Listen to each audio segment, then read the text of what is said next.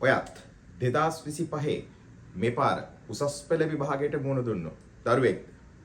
ඔයත් මේ පාර පේපර් එකේ 41 වෙනි ප්‍රශ්නෙට උත්තරේ හරි කියලා හිතන් ඉන්නවද? එහෙනම් විනාඩි 2-3ක් වැය කළා මේ වීඩියෝ එක බලන්න. බොහෝ විට ඕගොල්ලන්ගේ 41 වෙනි MCQ උත්තරේ වැරදි ඇති. අපි යමු ප්‍රශ්නෙට.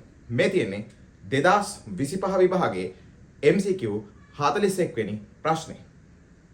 මේ ප්‍රශ්න ගැන පැහැදිලි කිරීමක් කරොත් මට ලැබිච්ච උත්තර පත්‍රවල ඒ වගේම මම දැක්ක ඔය ෂෙයා වෙන ගොඩක් ගුරුවරු ඉදිරිපත් කරපු උත්තරවල 41 ප්‍රශ්න සහ උත්තරේ දීලා තිබ්බේ 1. 41 ප්‍රශ්නට උත්තරේ 1 නෙමෙයි. අර ඒක උත්තරේ එන්නේ නැත්තේ දෙවෙනි වගන්තිය නිසා.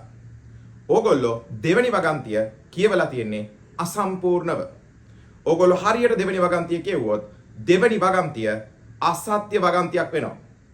හරියට බලන්න එක වචනකින් වගන්තිය වරද්දනවා. ඒ තමයි එතන තියෙන්නේ කවච කියලා මිසක් උපකවච කියලා නෙමෙයි.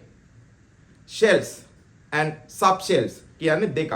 ඒ කියන්නේ ශක්ති මට්ටම් නෙමෙයි උපශක්ති මට්ටම්. ඒ කියන්නේ කවච නෙමෙයි උපකවච. ඒ කියන්නේ shells නෙමෙයි subshells. කවචයක් පූර්ණ වශයෙන් පිරීම ස්ථායි.